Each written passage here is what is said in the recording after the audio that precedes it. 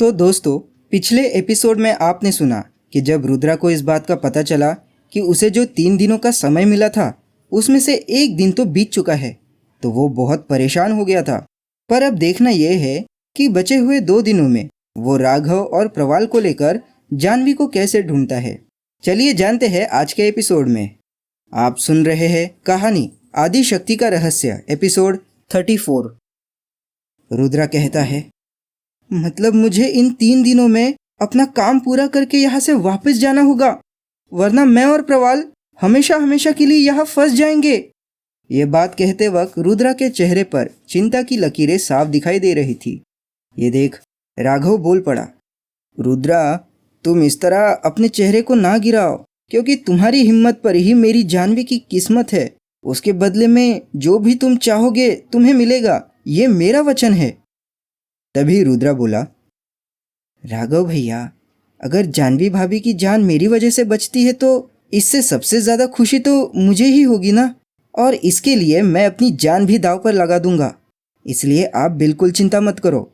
रुद्रा, बात चिंता करने की नहीं है, पर इतने दिनों बाद तुम्हारे रूप में मुझे मेरी जानवी से मिलने की संभावना नज़र आ रही है, और मैं किसी भी तरह से इस आखिरी अवसर को गंवाना नहीं चाहता, राघव ने कहा।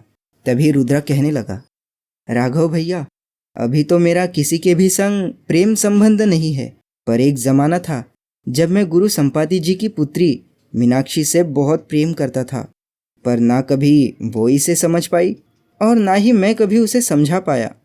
इसलिए अपने प्रेम को वही ख़त्म करके मैं अपने दिल को ये समझा चुका हूँ कि सपने वही देखने चाहिए जो पूरे होते हो। पर मैं तुम्हें और जानवी भाभी को मिलाकर तुम्हारे प्यार को ज़रूर पूरा करूँगा। प्रेम के प्रति रुद्रा की नकारात्मकता को देख राघव ये जान गया था कि अवश्य ही रुद्रा के जीवन में कोई ऐसी घटना घटी है जिसने रुद्रा को प्रेम के प्रति हतोत्साहित किया था। रुद्रा, अगर तुम चाहो तो अपने ज़िंदगी के अनकही कहानियाँ हमें बताकर अपने दिल को हल्का कर सकते हो। वैसे भी अभी सुबह होने के लिए 1 प्रहर बाकी है, तब तक हमें वैसे भी समय काटना ही है, राघव ने ऊपर तारों की ओर देखकर कहा। अरे वाह, बोलो रुद्रा, मुझे भी तुम्हारी कहानी सुननी है, प्रवाल ने चहकते हुए कहा।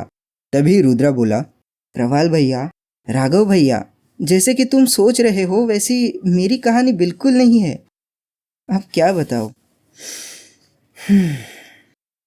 मेरा अगर कोई इस दुनिया में है जिसे मैं अपना कह सकूं, तो वो सिर्फ मेरी माँ है।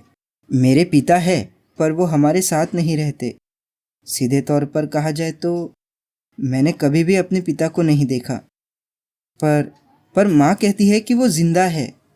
फिर भी वो हमारे साथ क्यों नहीं रहते, ये मुझे नहीं मालूम। ऐसी कौन सी वजह रही होगी जिस कारण उन्होंने इस तरह हमें तड़पने के लिए अकेला छोड़ दिया। बचपन से ही मैंने देखा, मेरी माँ मुझे लेकर मेरे मामा के पास ही रह रही थी। जब मैं 5 साल का हुआ तो जाना कि मामी को हमारा वहाँ रहना बिल्कुल अच्छा नहीं लगता था, इसलिए वो मुझे और मेरी माँ को हर तरीके से परेशान करती रहती। मामा को भी ये बात मालूम थी, पर वो भी मजबूर थे। मामा को एक बेटा है जिसका नाम मोहन है। वो मुझे अपने सगे भाई से भी बढ़कर मानता है। बचपन में मैं जब उसके साथ खेलता था तो मामी उसे मुझसे दूर ले जाती थी और उसे मेरे साथ खेलने से मना करती थी।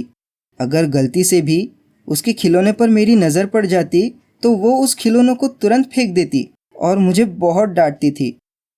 मामी की रोज़ रोज़ की किटकिट से मैं जब परेशान रहने लगा तो मामा ने मुझे पढ़ाई लिखाई के लिए आश्रम में भेज दिया, ताकि मैं उस रोज़ रोज़ की किटकिट से बचा रहूं और पढ़ लिख कर अपने पैरों पर मजबूती से खड़ा रह सकूं और अपनी माँ की ज़िंदगी से सारे दुखों को हटाकर उन्हें ढेर सारी खुशियों का अनुभव करा सकूं। 5 साल की उम्र में मैं जब आश्रम आया तो वहाँ मैंने पहली बार मीनाक्षी को देखा। उसे देखकर पहले ही नज़र में मुझे उससे प्रेम हो गया था। तब मैं छिप छिप कर बस उसे ही देखता रहता, पर जब जब भी मैंने उसके करीब जाने की सोची तब तब मुझे सबके सामने बेइज्जत होना पड़ा। फिर मैंने सोचा, या तो मीनाक्षी को ही मुझसे कोई लगाव नहीं है या फिर मेरी किस्मत ही खराब है। ऐसी ही एक दिन की बात थी। मैं हर रोज़ की तरह मीनाक्षी को छिपकर देख रहा था। तभी पता नहीं कहाँ से गुरु संपाति जी आ गए। वो मेरे पीछे खड़े होकर मेरी सारी करतूतों को देख रहे थे। मुझे तो पता ही नहीं चला। पता चलता भी कैसे, मैं मीनाक्षी को देखने में इतना मगन हो गया था। पहले तो उन्हें भी ये समझ में नहीं आया कि आखिर मैं कुटिया के पीछे कर क्या रहा हूँ। पर जब उन्होंने ठीक से देखा तो उन्हें अपनी पुत्री दिखाई दी, जो कि सामने की ओर बैठकर कुछ जड़ी बूटियों को कूटकर उनका लेप बनाना सीख रही थी। तब गुरुजी ने गुस्से में आकर मेरा कान पकड़ा और मुझे आश्रम से बाहर निकालने लगे।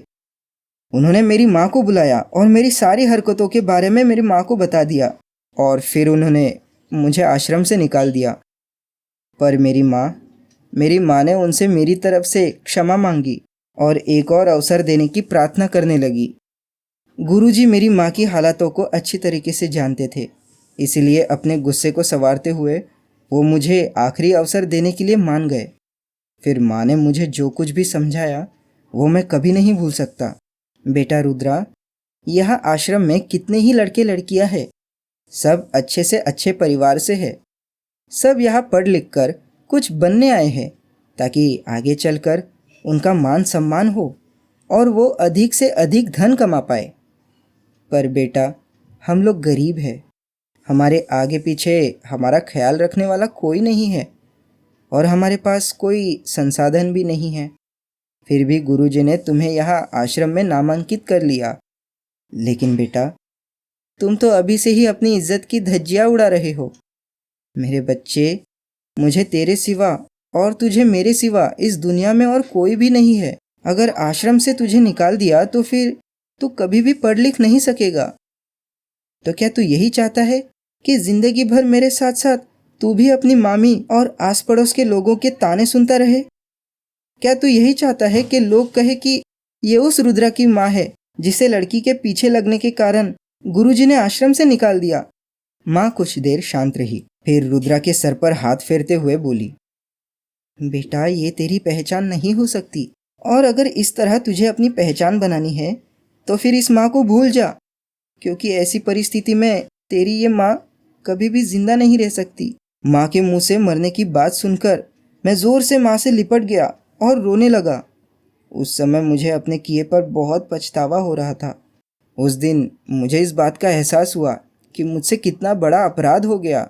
उस दिन मेरी माँ रो तो रही थी, पर उनके आंसुओं का कारण मैं था।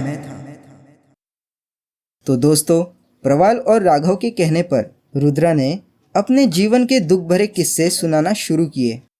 पर रुद्रा की ये कहानी आगे क्या मोड़ लेगी, जानने के लिए सुनिए अगला एपिसोड।